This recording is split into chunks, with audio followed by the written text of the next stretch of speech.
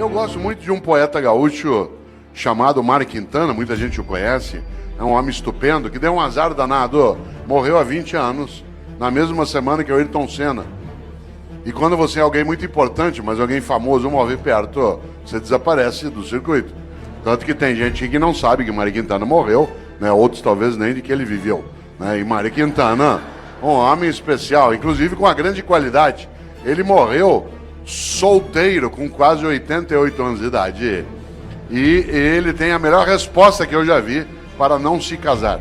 Todas as vezes que alguém perguntava a Mário Quintana, mas por que o senhor nunca se casou? Ele dizia, sempre preferi deixar dezenas de mulheres esperançosas do que uma só desiludida. Que é um argumento ecológico, é um argumento que nos ajuda, né, a pensar um pouco. Pois bem, Mário Quintana tem uma trova especial. Ele disse, um dia pronto, me acabo. Seja o que tem de ser, morrer que me importa, o diabo é deixar de viver. Olha só, um dia pronto, me acabo. Seja o que tem de ser, morrer que me importa, o diabo é deixar de viver. E quando que você e eu deixamos de viver? Quando a gente tem uma vida pequena, banal, fútil, inútil, superficial. Afinal de contas, nós somos mortais. Isso significa que nós não temos a eternidade para ter uma obra que honre uma vida para que ela não se apequene. No livro Qual é a Tua Obra, aqui mencionado, que aliás dá título a esta palestra, eu menciono também, né, um autor britânico do século XIX chamado Benjamin Disraeli. Benjamin Disraeli foi inclusive o primeiro-ministro da Rainha Vitória. E Benjamin Disraeli diz o seguinte, a vida é muito curta para ser pequena. A vida é muito curta para ser pequena. Já basta que ela curta seja para que eu consiga apequená-la de algum modo.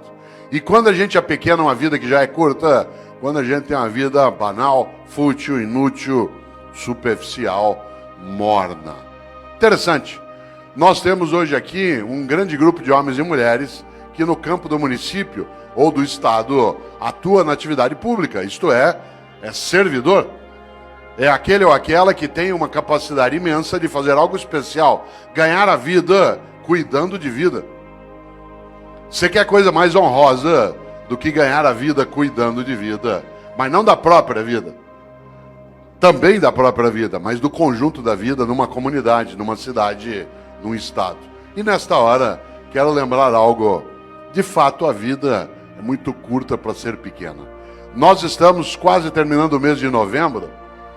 Esse mês teve, no dia 2, a lembrança por parte de uma parcela dos cristãos que criaram o seu dia de finados. O dia de finados tem uma finalidade, fazer com que você e eu nos lembremos de algo especial, que mortais somos. Aliás, você sabe que nós somos o único animal que é mortal.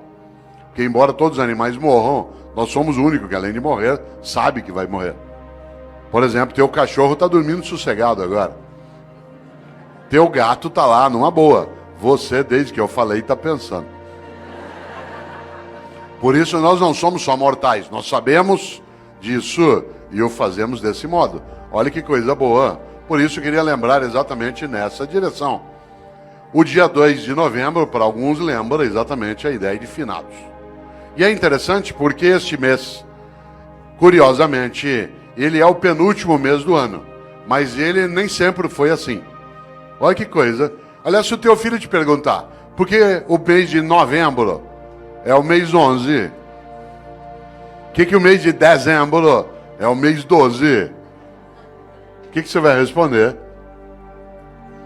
Talvez você não saiba, mas como lembrou o presidente, eu sei. Em compensação, tem muita coisa que você sabe e eu não sei. Muita coisa que você conhece eu não conheço. Sorte sua e sorte minha. Soubéssemos as mesmas coisas, nós íamos ficar nos repetindo. Ainda bem que você sabe uma coisa, eu sei outra, a gente troca e cresce. Vida é isso. É a capacidade de partilha. Parênteses, dentro do parênteses, partilha. Vida é partilha. Homens e mulheres que não sabem partilhar não têm uma vida que possa ser tão elevada. Afinal de contas, uma vida que tem abundância é aquela em que há partilha. Exemplo. Nós nos aproximamos da lembrança do Natal para algumas pessoas. Uma mesa de Natal abundante não é aquela que tem muita comida, é aquela que tem partilha. Às vezes a única coisa que você tem sobre uma mesa de Natal é comida. E muita. E nenhuma partilha. Vida é partilha. Afinal de contas, é só lembrar algo decisivo. Vários de nós aqui, ou aqueles que nos assistem, quando mais jovens, tínhamos menos dinheiro, menos recurso financeiro. A sociedade brasileira era mais pobre do que ela é hoje. Vários dos nossos pais tiveram menos dinheiro do que nós. Vários dos nossos tínhamos menos recurso. O país ele foi elevando a nossa capacidade de renda. Claro que ainda longe daquilo que a gente deseja e merece, mas absolutamente superior ao que já tivemos há 40, 50 anos. Portanto, vou contar uma coisa que quem é jovem talvez não imagine. Vários de nós, quando mais jovens, a gente ia almoçar no domingo na casa de um irmão, do pai, da mãe, de um parente. Não tinha possibilidade de fazer um almoço se cada um não levasse alguma coisa. E aí vinha um milagre magnífico na vida. Cada um de nós levava um pouquinho. Mas na hora de ir embora, todo mundo levava mais do que tinha trazido. Esse é um milagre maravilhoso. Esse é um milagre da multiplicação. Olha que coisa. Cada um de nós levava só um pouquinho. Um frango, uma maionese, uma lasanha.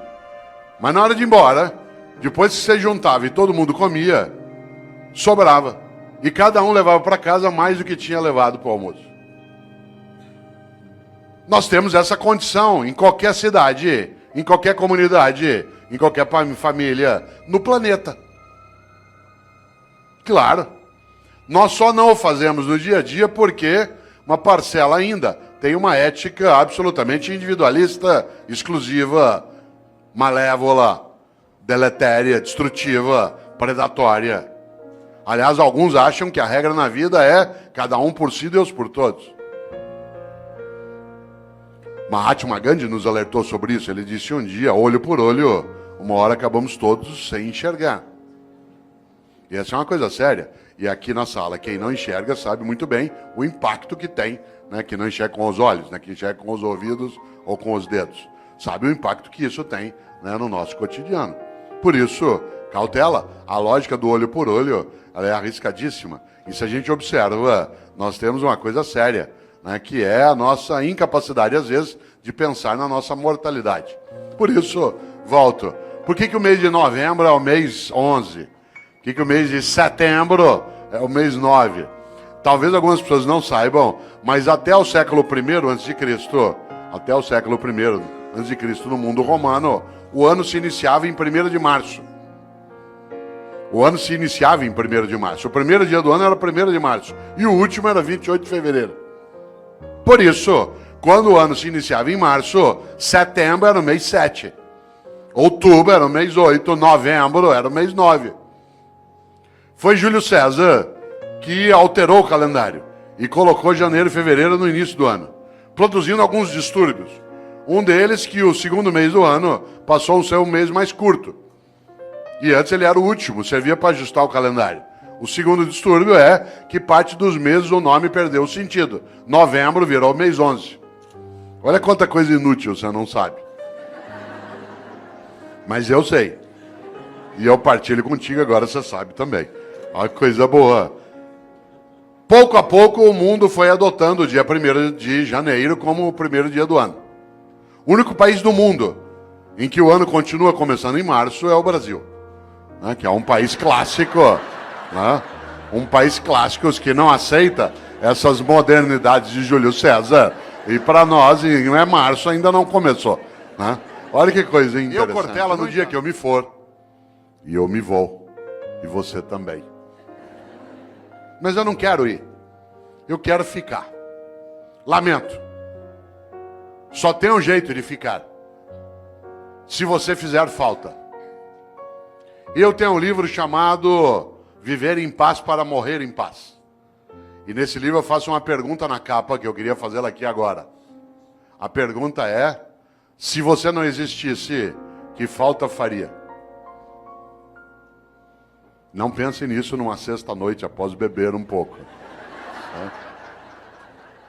Se você não existisse, que falta faria? Por exemplo, tem gente que faz uma falta imensa. Tem gente que faz uma falta imensa na tua vida. Alguém que te criou, alguém que te apoiou, alguém que estava contigo. E tem gente que não faz falta nenhuma. Teve gente que não vai poder ir ao teu Natal porque não tá ou já morreu, vai fazer uma falta imensa. E tem gente que não vai e vai te dar uma alegria imensa. São aqueles que nos dão o agradável prazer da ausência delas. Já imaginou?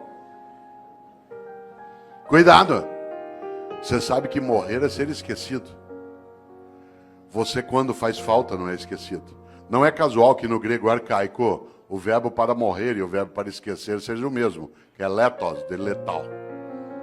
Porque morrer é ser esquecido. Enquanto alguém lembrar de você, derramar uma lágrima, der risada por algo que você fez e que ele recordou, pegar uma roupa tua e cheirar e ter uma boa lembrança ou saudade, enquanto a pessoa olhar algo que você fazia, querer lembrar de uma comida que você gostava, você continua vivo. Morrer é ser esquecido. Claro, se você for a um cemitério agora dia 2, você deve ter notado, né? Tem túmulo que está abandonado, tudo caído, o vaso não é cuidado mais, aí morreu. Enquanto alguém estiver contigo, na memória, no coração, olha a palavra que eu vou usar de propósito, na recordação. Recordar é fazer passar de novo pelo coração. Recordar, recordes. Você continua vivo. Interessante. Há pessoas que morrem em vida, porque são banais, fúteis, inúteis, e não fazem a menor falta. Tem gente que nos faz, repito, uma falta imensa. Só tem um jeito de fazer falta. Para fazer falta na vida, você tem que ser importante. Não confunda importante com famoso.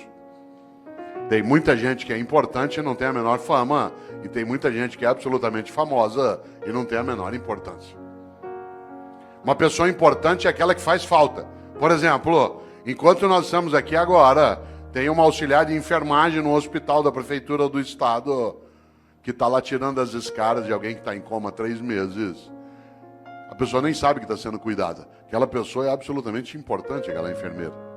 Tem alguém que está ajudando a cuidar do abastecimento em Campinas, que está agora numa repartição, fazendo nota de empenho para a gente poder ter reforma na escola, poder ter via pública estruturada. Tem alguém que está numa Câmara Municipal ajudando a preparar projetos. São pessoas absolutamente importantes, mas que não são de maneira alguma famosas. A fama passa.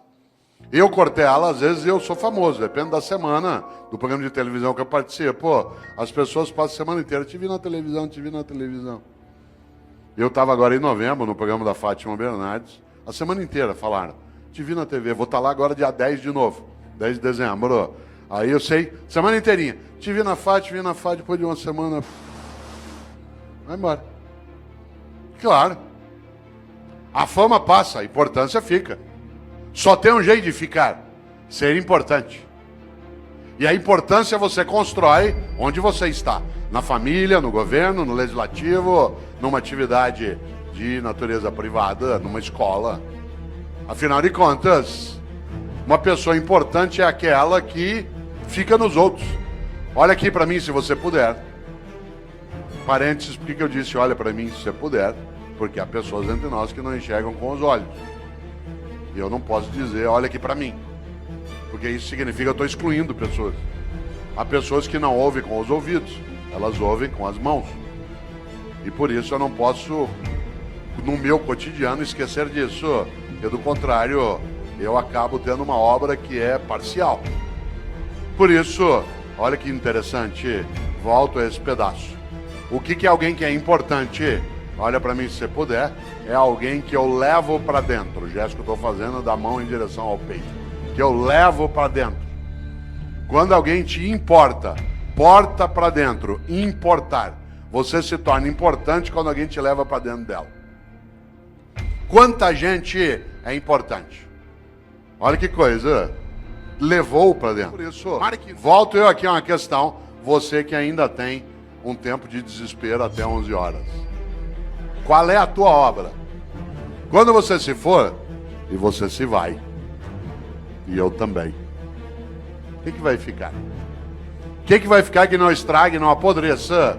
E repito, não seja objeto de disputa odiosa. Isto é, o que você e eu fazemos que honra nossa própria existência?